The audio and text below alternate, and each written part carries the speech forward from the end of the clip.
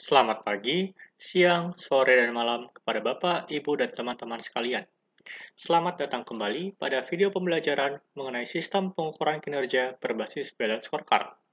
Pada kesempatan kali ini, kita akan membahas cara penyusunan dari balance scorecard. Perlu diingat bahwa video ini adalah bagian dari playlist mengenai sistem pengukuran kinerja berbasis balance scorecard. Dan video ini adalah video ketiga sekaligus video terakhir yang membahas mengenai balance scorecard. Apabila Bapak, Ibu, dan teman-teman sekalian belum menonton video-video sebelumnya, diperkenankan untuk terlebih dahulu menonton video mengenai urgensi balance scorecard dan penjelasan 4 perspektif di dalam sistem pengukuran kinerja ini. Link videonya saya cantumkan di dalam deskripsi video ini. Tanpa berlama-lama, langsung saja kita mulai pembahasan mengenai cara penyusunan balance scorecard. Jadi, Bapak dan Ibu sekalian, secara garis besar, terdapat 4 tahapan yang harus dilalui saat menyusun dan menggunakan balance scorecard. Tahapan tersebut antara lain adalah tahapan strategi fokus, tahapan assessment, tahapan implementasi, dan tahapan evaluasi. Kita akan bahas setiap tahapan tersebut secara lebih mendalam. Tahapan strategi fokus adalah tahapan penyelarasan visi, misi, dan goals yang perusahaan kita miliki dengan strategi bisnis yang akan dijalankan. Hal ini perlu dilakukan agar setiap strategi yang kita miliki semuanya bertujuan untuk mencapai visi, misi, dan goals yang dimiliki oleh perusahaan kita. Perumusan strategi ini tidak dapat dilakukan secara sembarangan. Bapak dan Ibu sekalian sebaiknya melakukan terlebih dahulu berbagai analisis, seperti analisis SWOT, untuk mengidentifikasi kekuatan, kelemahan, peluang, dan ancaman dari usaha yang Bapak dan Ibu sekalian miliki. Dengan demikian, diharapkan strategi yang terbentuk nantinya dapat memaksimalkan kekuatan serta peluang dari usaha yang Anda miliki. Untuk menjelaskan tahapan ini secara lebih komprehensif, kita buat saja contoh kasus perusahaan gamelan di Desa Wirun. Misalnya, Bapak dan Ibu sekalian memiliki impian di mana seluruh orang dapat memiliki dan memainkan alat musik gamelan. Nah, tentunya Bapak dan Ibu sekalian harus melakukan analisis terlebih dahulu untuk menentukan strategi yang tepat dalam mencapai impian tersebut. Dengan melakukan analisis SWOT, kita misalkan saja, Bapak dan Ibu sekalian menyadari bahwa sebenarnya bahan baku untuk membuat gamelan ini mudah didapatkan dan juga dapat dibeli dengan harga yang murah. Sayangnya, keahlian karyawan yang Anda miliki kurang memadai, yang mengakibatkan proses produksinya menjadi sangat lambat dan tidak efisien. Oleh karena itu, untuk mengatasi permasalahan ini, strategi yang dapat digunakan adalah strategi cost leadership. Strategi ini diimplementasikan dengan adanya upaya menekan biaya produksi, sehingga usaha gamelan Anda memiliki keunggulan kompetitif dari segi harga perolehan dan penjualan produk yang lebih murah jika dibandingkan dengan kompetitor. Tahapan selanjutnya adalah tahapan assessment. Tahapan ini adalah tahapan penerjemahan strategi yang Anda miliki ke dalam berbagai tujuan spesifik. Nah, tujuan-tujuan spesifik ini harus diselaraskan dengan berbagai perspektif di dalam balance scorecard. Jika dihubungkan dengan kasus sebelumnya, Bapak dan Ibu sekalian memiliki strategi cost leadership, yang mana berarti ingin memiliki keunggulan kompetitif berupa biaya produksi yang lebih paling rendah jika dibandingkan dengan perusahaan pesaing. Nah, untuk mencapai target biaya produksi terendah ini, perusahaan Anda tentunya harus memiliki berbagai tujuan spesifik yang apabila dihubungkan dengan balance scorecard dapat dikelompokkan ke dalam 4 tujuan spesifik, yakni tujuan di dalam perspektif pembelajaran dan pertumbuhan, tujuan di perspektif internal bisnis, tujuan di perspektif konsumen, dan terakhir tujuan di perspektif finansial. Perancangan tujuan ini tentunya harus dimulai terlebih dahulu dari perspektif pembelajaran dan pertumbuhan. Kapasitas sumber daya apa di dalam perusahaan yang harus dikembangkan untuk mencapai strategi cost leadership ini.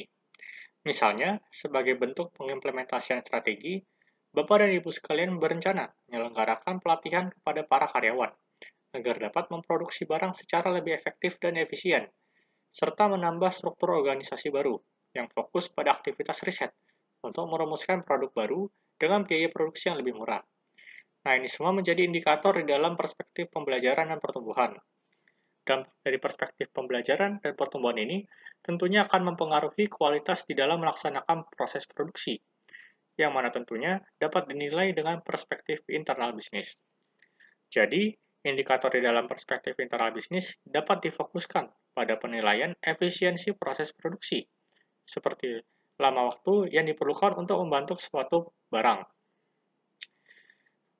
Nah, oleh karena itu, pada perspektif konsumen, Bapak dan Ibu sekalian dapat menetapkan indikator yang menilai kesadaran dan ketertarikan masyarakat luas akan produk yang kita miliki yang ternyata dapat kita buat lebih rendah dengan adanya efisiensi produksi, tanpa mengorbankan kualitas yang dimiliki. Apabila hal tersebut berhasil, penjualan perusahaan tentunya akan meningkat, yang berdampak pada peningkatan laba. Nah, jadi di dalam perspektif finansial, Bapak dan Ibu sekalian dapat membentuk indikator yang menilai profitabilitas dari usaha yang Anda miliki setelah menerapkan strategi cost leadership ini. Jadi demikian untuk tahap assessment. Tahap selanjutnya adalah tahapan implementation atau implementasi. Tahapan ini adalah tahapan pembentukan dan pelaksanaan sistem pengukuran kinerja berbasis balance scorecard. Seperti yang terlihat pada slide di layar, balance scorecard dibentuk dalam format tabel yang berisikan setiap perspektif, tujuan, indikator, target, realisasi, dan bobot nilai atas kinerja yang telah dilakukan. Sebagian besar komponen di dalam tabel ini sudah saya jelaskan di dalam video sebelumnya. Perspektif ini berisikan seluruh sudut pandang kinerja yang ingin dinilai dalam balance scorecard. Sedangkan tujuan berisikan hal-hal yang ingin dicapai oleh perusahaan berkaitan dengan kinerja dimilikinya. Indikator adalah satuan yang digunakan untuk mengukur ketercapaian tujuan perusahaan. Target adalah standar indikator yang menjadi acuan dalam mencapai tujuan yang diinginkan. Sedangkan realisasi adalah hasil kenyataan yang dicapai oleh perusahaan. Nantinya, dengan membandingkan realisasi dengan target, perusahaan dapat memberikan penilaian atas ketercapaian tujuan yang telah direncanakan sebelumnya. Hasil penilaian tersebut dimasukkan ke dalam komponen bobot nilai. Jadi, jika kita coba hubungkan dengan kasus usaha gamelan di Desa Wirun sebelumnya, berikut adalah tabel balance scorecard yang dapat kita bentuk dengan mengacu pada strategi cost leadership yang telah dijalankan sebelumnya, yang akan dijalankan ini. Untuk komponen realisasi dan bobot nilai, baru dapat terisi selama kita melaksanakan kegiatan bisnis gamelan. Terakhir, kita masuk ke dalam tahapan evaluasi. Tahapan ini dilakukan untuk menilai dan membandingkan realisasi kinerja kita dengan target yang telah kita tentukan sebelumnya. Apakah target tersebut dapat kita capai di dalam 4 perspektif yang kita miliki, atau jangan-jangan ada perspektif dan indikator tertentu yang tidak bisa kita capai. Nah, nanti penilaian ketercapaian indikator ini akan kita jadikan acuan dalam melakukan pengisian komponen bobot nilai lainnya. Pengisian komponen bobot nilai ini sepenuhnya bergantung pada keputusan Anda sebagai pengelola usaha gamelan di Desa Wirun. Jadi, Anda dapat mendiskusikan bobot nilai ini dengan rekan kerja dan karyawan perusahaan Anda terlebih dahulu untuk memberikan hasil yang lebih maksimal. Nah, jika kita tadi sudah membentuk balance scorecard pada tahapan implementasi, di tahapan evaluasi ini, seharusnya komponen realisasi dan bobot nilai sudah terisi dengan hasil fakta kinerja di lapangan. Nah, setelah membandingkan hasil sebenarnya dengan target yang telah ditentukan sebelumnya, kita dapat melakukan penilaian terhadap indikator-indikator di dalam perspektif yang kita miliki.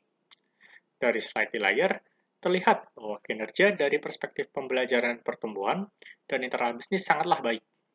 Perusahaan tersebut sukses melatih para karyawannya yang berdampak pada adanya waktu produksi yang lebih singkat. Hal ini pun berdampak pada peningkatan laba, meskipun peningkatan tersebut bukanlah suatu peningkatan yang luar biasa. Nah, yang menarik, pada perspektif konsumen, ternyata masyarakat kurang antusias dengan harga produk yang rendah ini. Jadi dapat dikatakan bahwa harga yang rendah ini tidak terlalu menarik bagi mereka.